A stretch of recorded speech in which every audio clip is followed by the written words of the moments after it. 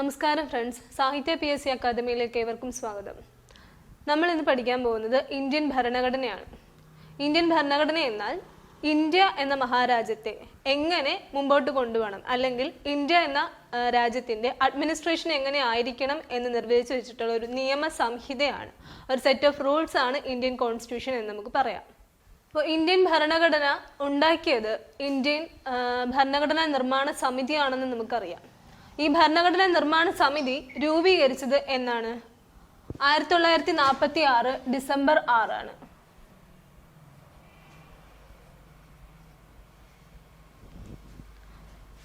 അപ്പോൾ ഇന്ത്യക്കൊരു ഭരണഘടന വേണം. അപ്പോൾ അത് ഒരു സമിതിയാണ് രൂപീകരിക്കുന്നത്. ആ സമിതി നിലവിൽ വന്ന ഡേറ്റ് ആണ് 1946 ഡിസംബർ 6. ഇനി ഇന്ത്യൻ ഭരണഘടനയ്ക്ക് വേണ്ടിയിട്ടുള്ള ഈ സമിതി ആദ്യത്തെ സമ്മേളനം കൂടുന്നത് ഈ ഡേറ്റിനല്ല, 3 ദിവസം കഴിഞ്ഞിട്ടാണ്. 1946 ഡിസംബർ 9 ഭരണഘടനാ സമിതിയുടെ ആദ്യത്തെ സമ്മേളനം. ഇപ്പൊ ഒരു സമ്മേളനം എന്നൊക്കെ പറയുമ്പോൾ എന്തായാലും ഒരു അധ്യക്ഷൻ ഉണ്ടായിരിക്കണം. ഭരണഘടനാ നിർമ്മാണ സമിതിയുടെ ആദ്യത്തെ അധ്യക്ഷൻ ആരാണെന്ന് ചോദിച്ചാൽ സച്ചിദാനന്ദ സിൻഹയാണ്, ഡോക്ടർ സച്ചിദാനന്ദ സിൻഹ. പക്ഷെ ഇവിടെ ഓർത്തു വെക്കേണ്ട കാര്യം, സച്ചിദാനന്ദ സിൻഹ ആദ്യത്തെ സമ്മേളനത്തിൽ മാത്രമാണ് അധ്യക്ഷനായിരുന്നത്. അതായത് ഒരു താൽക്കാലിക അധ്യക്ഷനാണ്. ഭരണഘടനാ നിർമ്മാണ സമിതിയുടെ താൽക്കാലിക അധ്യക്ഷൻ ആരെന്ന് PSC ചോദിക്കുവാണെങ്കിൽ നിങ്ങൾ ഉത്തരം പറയേണ്ടത് ഡോക്ടർ സച്ചിദാനന്ദ സിൻഹയാണ്. എന്നാൽ താൽക്കാലിക അധ്യക്ഷൻ എന്ന് പറയുമ്പോൾ തന്നെ ഇപ്പോൾ ഒരു സ്ഥിരം അധ്യക്ഷൻ ഉണ്ടായിരിക്കണമല്ലോ. സ്ഥിരം അധ്യക്ഷനെ തിരഞ്ഞെടുക്കുന്നത് ഭരണഘടനാ നിർമ്മാണ സമിതിയുടെ 2ാമത്തെ സമ്മേളനത്തിൽ വെച്ചിട്ടാണ്. 2ാമത്തെ സമ്മേളനം നടക്കുന്നത് 1946 ഡിസംബർ 11. അങ്ങനെയെങ്കിൽ സ്ഥിരം അധ്യക്ഷനായി തെരഞ്ഞെടുത്തത് ആരെയാണ്? ഡോക്ടർ രാജേന്ദ്ര പ്രസാദിനെയാണ്. അപ്പൊ ഇന്ത്യൻ ഭരണഘടനാ നിർമ്മാണ സമിതിയുടെ സ്ഥിരം അധ്യക്ഷൻ ആരാണ്? ഡോക്ടർ രാജേന്ദ്ര പ്രസാദ് ആണ്. നമുക്കറിയാം, നമ്മുടെ ഇന്ത്യയുടെ ആദ്യത്തെ പ്രസിഡന്റ് ആണ് ഡോക്ടർ രാജേന്ദ്ര പ്രസാദ്. അദ്ദേഹമാണ് കോൺസ്റ്റിറ്റ്യൂഷൻ അസംബ്ലിയുടെ ഭരണഘടനാ നിർമ്മാണ സമിതിയുടെ സ്ഥിരം അധ്യക്ഷനായി തെരഞ്ഞെടുക്കപ്പെട്ടതും. അടുത്ത ഒരു ഇമ്പോർട്ടന്റ് ഡേറ്റ് ആണ് 1946 ഡിസംബർ 13. ഈ ഡേറ്റിന്റെ പ്രത്യേകത എന്തെന്ന് വെച്ചാൽ, ലക്ഷ്യപ്രമേയം ഭരണഘടനാ നിർമ്മാണ സമിതിയിൽ അവതരിപ്പിച്ച ദിനമാണ് 1946 ഡിസംബർ 13. അങ്ങനെയെങ്കിൽ അവതരിപ്പിച്ചത് ആരാണ്? ലക്ഷ്യപ്രമേയം അഥവാ ഒബ്ജക്റ്റീവ് റെസൊല്യൂഷൻ അവതരിപ്പിക്കുന്നത് ജവഹർലാൽ നെഹ്റു ആണ്. നമ്മുടെ ഇന്ത്യയുടെ ആദ്യ പ്രധാനമന്ത്രിയായ ജവഹർലാൽ നെഹ്റു ആണ് ഭരണഘടനാ നിർമ്മാണ സമിതിയിൽ ലക്ഷ്യപ്രമേയം അവതരിപ്പിക്കുന്നത്. എന്താണ് ലക്ഷ്യപ്രമേയത്തിന്റെ പ്രത്യേകത?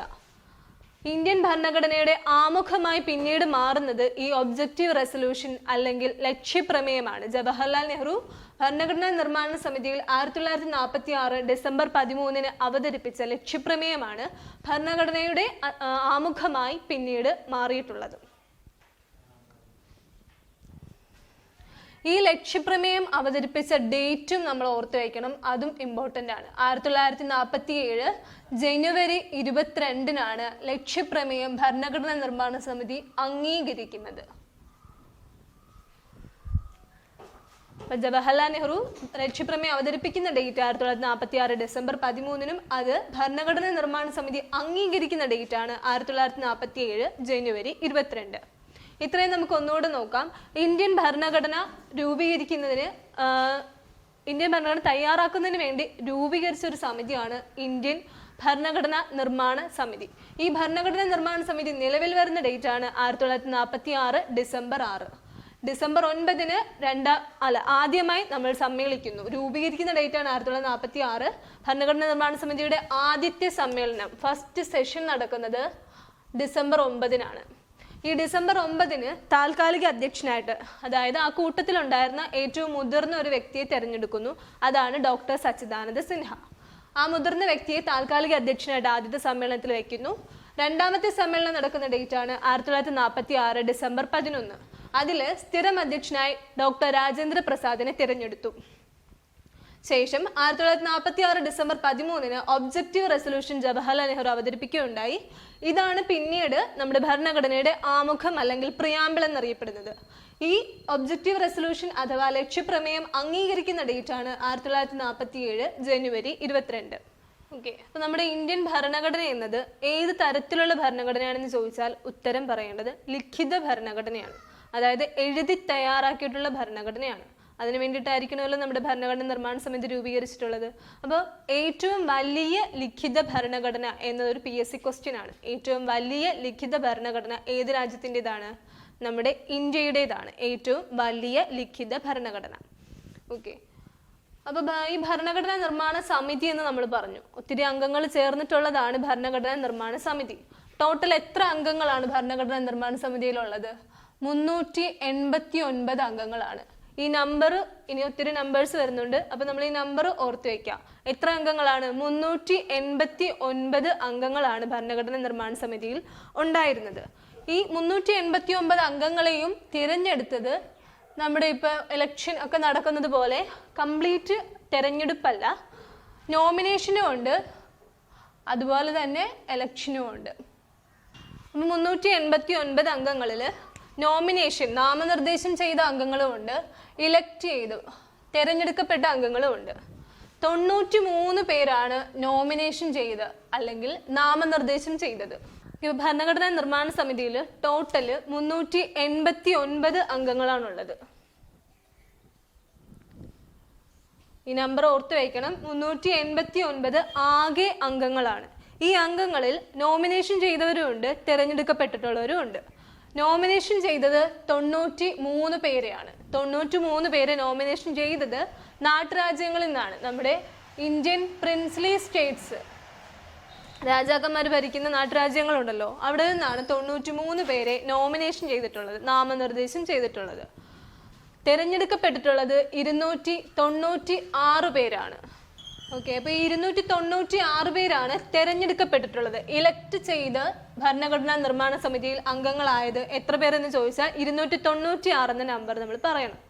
അതിൽ തന്നെ 292 4 ആയിട്ട് തിരിക്കുന്നു. അതായത് 4 പേര് ചീഫ് കമ്മീഷണർ പ്രൊവിൻസിൽ നിന്നും 292 പേര് ഗവർണേഴ്സ് പ്രൊവിൻസിൽ നിന്നുമാണ് തിരഞ്ഞെടുക്കപ്പെട്ടിട്ടുള്ളത്. അപ്പൊ നിങ്ങൾ ഓർത്തു വെക്കേണ്ടത് ഭരണഘടനാ നിർമ്മാണ സമിതിയിൽ ആകെ എത്ര അംഗങ്ങൾ ഉണ്ടായിരുന്നു എന്നാണ് ക്വസ്റ്റ്യൻ എങ്കിൽ 389 അംഗങ്ങളാണുള്ളത്. അതിൽ ആകെ മൊത്തം ആൾക്കാർ തിരഞ്ഞെടുക്കപ്പെടുകയല്ല, 93 പേര് നാട്ടുരാജ്യങ്ങളിൽ നിന്ന് നാമനിർദ്ദേശം ചെയ്യപ്പെട്ടിട്ടുള്ളതാണ്, അല്ലെങ്കിൽ നോമിനേഷൻ ചെയ്ത് വന്നതാണ് 93 പേര്. ബാലൻസ് 296 പേരാണ് തിരഞ്ഞെടുക്കപ്പെട്ടത്. അതിൽ 4 പേര് ചീഫ് കമ്മീഷണർ പ്രൊവിൻസിൽ നിന്നും 292 പേര് ഗവർണേഴ്സ് പ്രൊവിൻസിൽ നിന്നുമാണ് തിരഞ്ഞെടുക്കപ്പെട്ടിട്ടുള്ളത്. അപ്പോൾ ഭരണഘടനാ നിർമ്മാണ സമിതിയിൽ 389 അംഗങ്ങളെന്ന് നമ്മൾ പറഞ്ഞു കഴിഞ്ഞു. അതിൽ തിരഞ്ഞെടുക്കപ്പെട്ടവരും നാമനിർദ്ദേശം ചെയ്യപ്പെട്ടവരും പറഞ്ഞു. ഇതിൽ മലയാളി സാന്നിധ്യം ഉണ്ടല്ലോ. എത്ര മലയാളികൾ ഉണ്ടായിരുന്നു? 17 മലയാളികളാണ് ഭരണഘടനാ നിർമ്മാണ സമിതിയിൽ ഉണ്ടായിരുന്നത്. ഇതിനൊപ്പം തന്നെ നമുക്ക് മറ്റൊരു ക്വസ്റ്റ്യൻ കൂടെ പഠിക്കാം. 17 തന്നെ ഉത്തരമായി വരുന്ന മറ്റൊരു ക്വസ്റ്റ്യൻ കൂടെ ഭരണഘടനാ നിർമ്മാണ സമിതിയുമായി ബന്ധപ്പെട്ടുണ്ട്. എന്താണത്?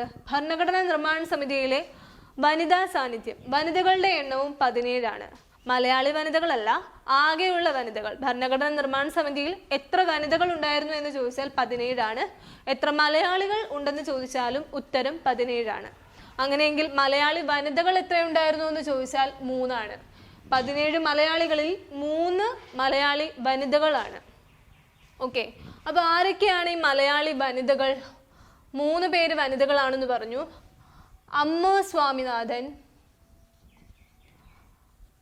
ആനി മസ്ക്രീൻ, ദാക്ഷായണി വേലായുധൻ. ഈ 3 വനിതകളാണ് ഭരണഘടനാ നിർമ്മാണ സമിതിയിൽ മലയാളി വനിതകളായി റെപ്രസെന്റ് ചെയ്തിട്ടുള്ളത്. ഓക്കെ, അപ്പൊ 3 മലയാളി വനിതകൾ നമ്മൾ പഠിച്ചു. 17 3 മലയാളി വനിതകളാണ്. ബാക്കി ആരൊക്കെയെന്ന് നമുക്ക് നോക്കാം. ഇപ്പം നമ്മൾ മലയാള സാന്നിധ്യമാണ് പറഞ്ഞുകൊണ്ടിരിക്കുന്നത്. മലയാളികൾ 17 പേരാണ് ഉണ്ടായിരുന്നത് ഭരണഘടനാ നിർമ്മാണ സമിതിയിൽ. ഇനി അവർ ഓരോ പ്രവിശ്യയിൽ നിന്നാണ് വന്നിട്ടുള്ളത്. തിരുവിതാംകൂർ പ്രവിശ്യയിൽ നിന്നും, കൊച്ചിയിൽ നിന്നും, മദ്രാസ് പ്രവിശ്യയിൽ നിന്നും, കൂടാതെ യുണൈറ്റഡ് പ്രൊവിൻസിൽ നിന്നും. കേരളത്തിന്റെ ഭാഗമല്ല, പക്ഷേ യുണൈറ്റഡ് പ്രൊവിൻസിനെ പ്രതിനിധീകരിച്ച് വന്നത് ഒരു മലയാളിയാണ്. അതുകൊണ്ട് തന്നെ മലയാളി സാന്നിധ്യം പറയുമ്പോൾ നമ്മൾ അതുകൂടെ ഇൻക്ലൂഡ് ചെയ്താണ് പഠിക്കുന്നത്.